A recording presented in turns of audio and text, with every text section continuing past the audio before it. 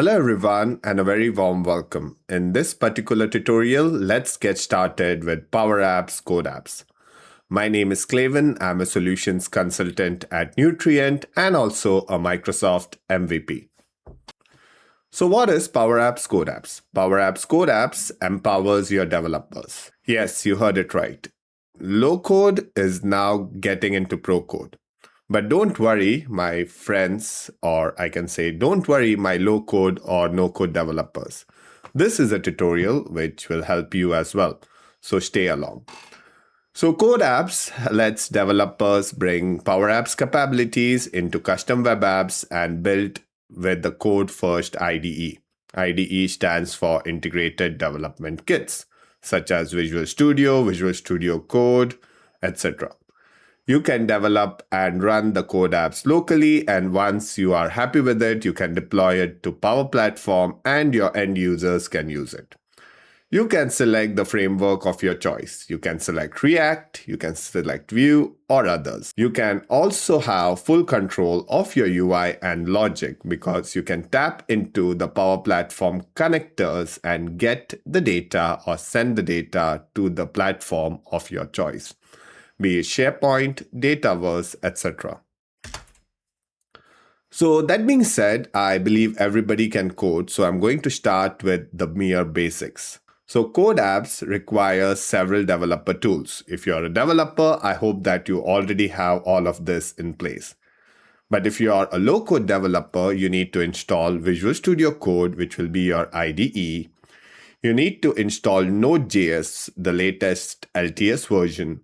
You need to install Git. Now, Git can be optional, but I highly recommend it when you're doing wipe coding, right? This tutorial is going to be about how you can build Power Apps using wipe code. So I would recommend that you have Git because you can get back to a point in time if the AI messes up the code, right?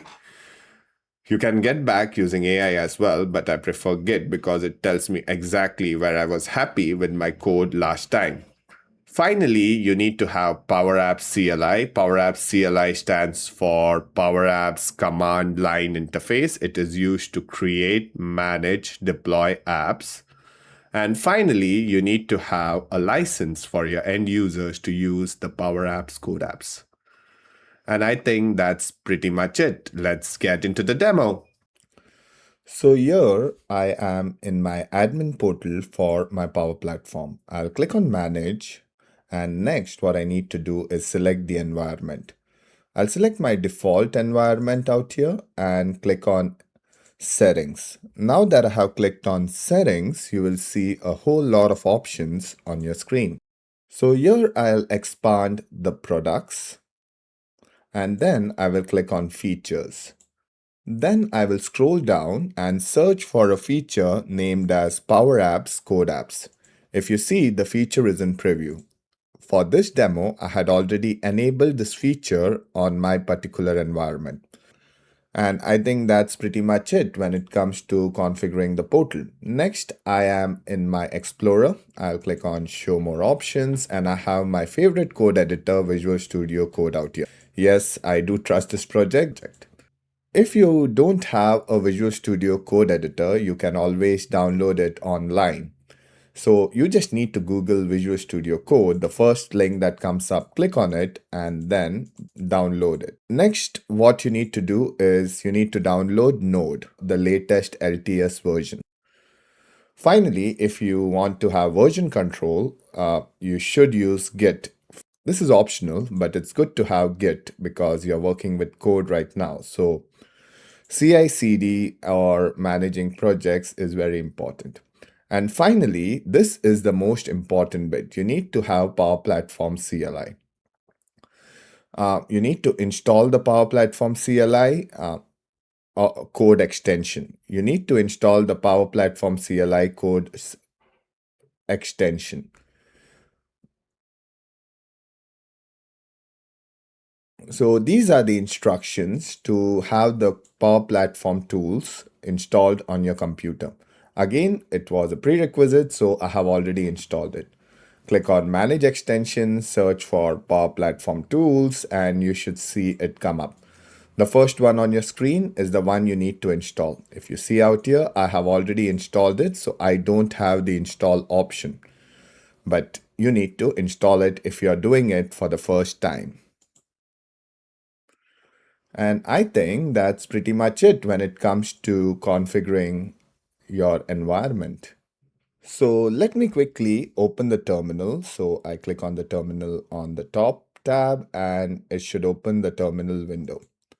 The first thing that I want to do is check the version of Node installed on this particular machine. So I will type in node -v. V stands for version. If you see, I have got the 22 version of Node installed on my machine. Now that I have the prerequisite and also verified that Node is installed, I will quickly create my Vite project. I'll give it a name, app from scratch, and I'm using the template react-ts. It will ask me the first question. Okay to proceed? I will say yes. So it's asking me for the package name. I leave it default app from scratch. Then it's asking me if I am okay to use the experimental features. I'll say no. What it is doing, it is scaffolding the project, and behind the scene it's doing an npm install. So here the project has been created. It runs on port 5173 as of now. If I click on this link, you will see that the project has been created and a counter in React is also embedded into this project. This looks like a classic React project, isn't it? Yes. So we have created the project. So let me get into the project folder by doing cd. Cd stands for change directory and I'm in my project. I'm going to do an npm I save dev and install the types.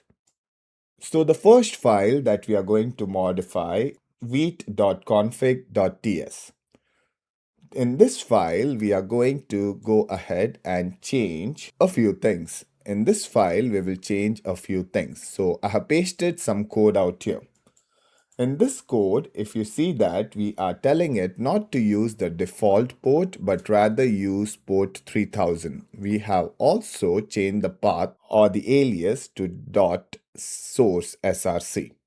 I'm going to say npm run dev. So here you see that the change is visible. Now it's using port 3000 rather than the old port. Next, I want to use my pack commands. So pack commands are installed because I have installed the Power Platform CLI. It helps me with a lot of things. It helps me with admin tasks, it helps me create PCF and much more. In this particular case, we want to configure the OAuth. So the first thing that it does, it prompts me for credentials, right? So I said pack auth create, it prompted me for credentials. I put in my password and sign in. It will ask me for multi-factor authentication. Let me put in this number and I'm authenticated. If I'm authenticated successfully, I will see no errors. If you are not authenticated, you will see red text in your terminal. But here it tells me that I have authenticated with my profile and there is a public URL out here. I want to actually select a particular environment. So I'm going to type in a command pack env select -env and the URL of the environment. So you see a URL on the screen. Let's verify if this is the URL that we need to provide. So I'm going to go back to the browser and into my Power Platform Admin Center. I'll click on environment and I'll click on this particular environment. If you see, the URL of this particular environment is this, and I'll hit enter. So again, if the command is correct and if the environment URL is correct, I should see, oh, I see red text. No problem. I can see the problem out here. I had fat fingers. Did you see the problem? It failed because I didn't have a T in my select. So let me actually put in select and let me authenticate or let me select this particular environment. Now that I have selected this particular environment, what I'm going to say is I'm going to initialize my code app and give it a display name app from scratch. That's done. That's good. I have installed my Power Platform package or my Power Platform SDK.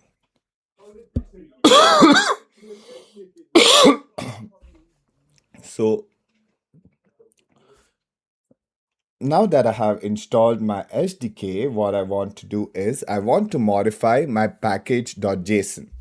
It's using Vite. I want it to use my Power Platform CLI to run code as well as Vite. So I modified that under the script block. And let me go ahead and save my file. Now that I have modified my package.json, I want to now configure my project. So I have created a new file and I'm going to go ahead and add some dummy code to see if it has connected correctly. The name of the file is powerprovider.tsx. I want to import this particular file into my main.tsx file. You see that there is an error. Don't worry about the error for now. Let me save the project. It tells me that I have imported but never used it. So let's use it in our project. So I'm going to modify this code and the error goes away. At this point, I will again save my file and I'll do an npm run dev. Now, if you see, it launches a new window and it gives me a URL and it looks like a Power Apps URL. I'll copy this URL and paste it in the same browser profile as I had my admin center. Again, I copied wrongly. I need to put in HTTPS. And here now the same app renders as a Power App. Isn't that awesome? So now that we have configured the Power App, let's add some data connections to it and let us set up the project to do something really good.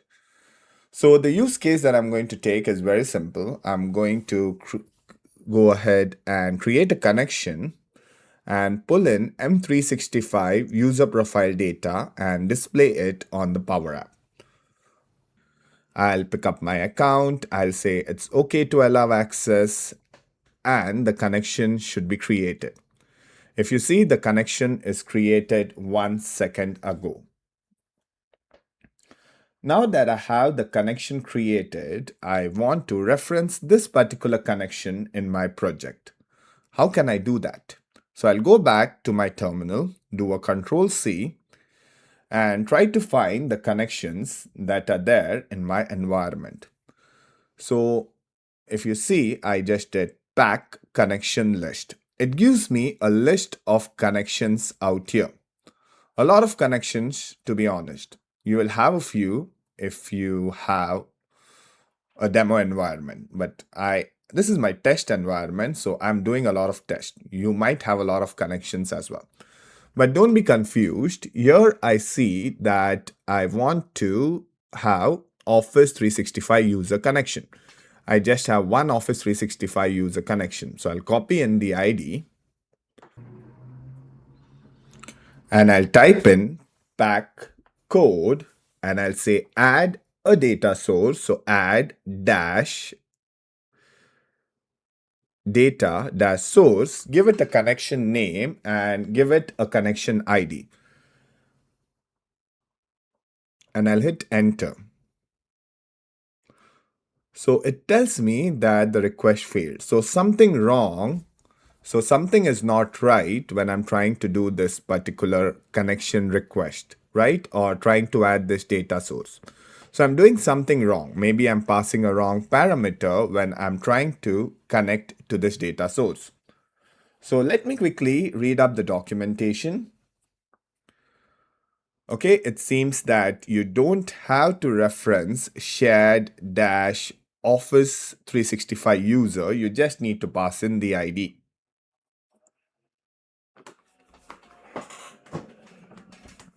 And I'll hit enter. Fingers crossed. Okay, it works. It added this connection to my project. Okay. So now I'm going to put in my Vibe Coder hat. I already have GitHub Copilot configured in my Visual Studio. If you don't have it configured, I'll leave the link on how to configure it in the description below. So, so now let me start vibe coding. Now, if you have heard about vibe coding, there's something known as prompt engineering. The more descriptive your prompt is, the better the agent will understand and create the code for you. So on my another screen, I'm actually trying to author a prompt. I should have done it before the demo, but I didn't do it. Sorry for that. So please bear with me and let me put in the prompt out here. So this is my prompt. The prompt is very basic. It will ask the GitHub Copilot to build a Canvas app called as My Card Info, and I told it to use the Office 365 user connection, and I need it to display the name, the email, the phone number, job title, and the profile picture. So GitHub Copilot in the agent mode. I'll again repeat, I'm using it in the agent mode, so it will do its thing and it will start writing code for us. I don't want you to go ahead and wait, so I'm going to edit this section, only show you when I get stuck or when the Copilot gets stuck.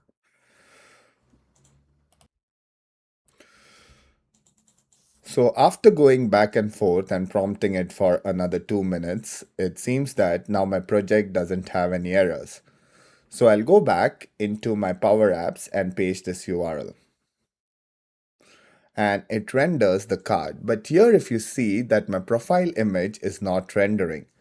How can I troubleshoot this? The easiest way for these problems is to inspect the console tab. And it seems that I am getting a few errors related to 403. So after prompting it for another few minutes and actually looking at the console logs and trying to find out what is wrong and also reading a bit of code, I think we have made decent progress. I'll again repeat, it took me around 5 minutes since I had paused the video. To be exact, 4 minutes and 38 seconds was on my timer. So here I will refresh, and at this point, if you see that the image is rendering, so voila. I didn't have to spend like hours. The total time that I think that I spent was around 15 minutes, but you might not see the whole 15 minutes in the video. But it created this particular project for me. So I'm happy with my code. Next, what I want to do is I want to actually deploy this to Power Apps. So I'm going to do an npm run build and I'll say pack code push. Okay, it tells me that the dist folder is not found. So always remember, when you compile the code, there is a dist folder that gets created in your project. So I'll just hit npm run build. Here it gives me more context of the problem. It tells me that in this file, I have got React, which has been declared but never being used. So let me actually copy this and give it to Copilot and ask it to fix it. So if you see, I'm focusing on a particular file as well, which is like my card, my infocard.tsx, and here it tells me, should I fix it? I say yes, it has been fixed. So what it did is that it removed that particular line of code. I again do an npm run build, and this time I see no errors and I see the dist folder. So at this time, I'll do use the Power Platform CLI and say pack code push. Okay, I see exceptions and red, not good. So let me look at the error message. So it's trying to save the app, but here it finds that there is an app with the same name. Okay, that means that previously when I tested this before doing this video, I actually have an app with the same name. So let me go into my Power Platform portal, go to the apps, and yes, I have an app with the same name. So I'm going to go ahead and delete this app. The app is deleted, and let's try to redeploy it. So I'll use the same command, pack code push. And let's see if it gets deployed. So it's on saving, no red, that's good. It gave me a Power Apps URL as well. If you see, it's not given me a localhost URL. So let's go into the Makers portal, refresh it, and try to see the Power Apps.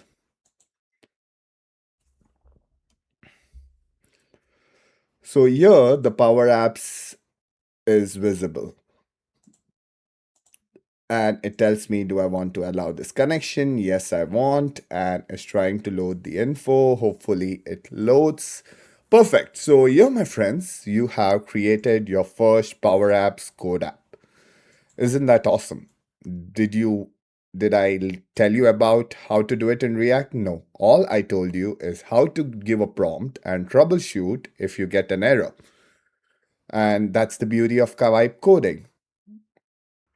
So now that we have built the code apps, let's look at the limitations. So the first limitation is that if you're using content security policy, CSP, this is not supported. If you're using storage, shared access signature or SAS, an IP restriction, not supported yet. One thing very important before we get further with the limitations, I would not recommend that you use the Power Apps code apps in production yet because it's in preview. Preview features are good for proof of concept, showing the business what's coming in the future, but not using it in production. So the next thing that it does not support, if you are using Power Platform Git integration, it's not supported. I use Git or GitHub directly with my Power Apps code apps to manage the code. Next, code apps don't have Power Platform native integration with Azure Insights. So if you are planning to get insights about your apps, that's not going to go ahead and fly. If you also cannot monitor them because you don't have Azure Insights. Finally, code apps aren't supported in mobile apps. Yes, you heard it right. This is a big one. If you are a mobile heavy company or if you're using iPads or tablets, it isn't going to work. It's also not supported in Windows app. So take a note of it. Finally, code apps are not yet supported in Power BI integrations. Okay, they don't support it yet. And it's going to take some time for complete migration if it ever happens. I'll again repeat, if it ever happens. Microsoft might just leave PCF as is and also go ahead and develop code apps, get it out of preview, see what's the feedback, and then maybe they think about it.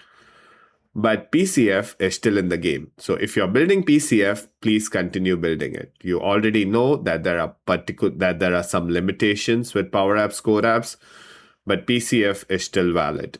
If Microsoft plans to deprecate it, they will give us a migration path, hopefully, and they will also let us know how PCF can be changed in your existing Power Apps, not code apps, Power Apps, because PCF is in Power Apps where a developer creates a code component and then a citizen developer uses it in their project.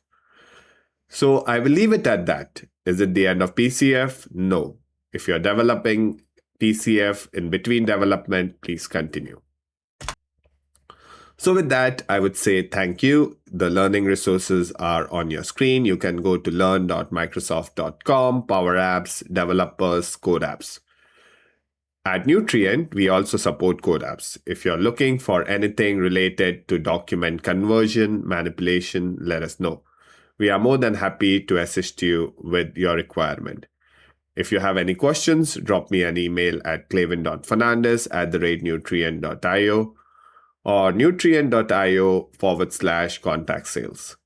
Have a great day. Bye bye.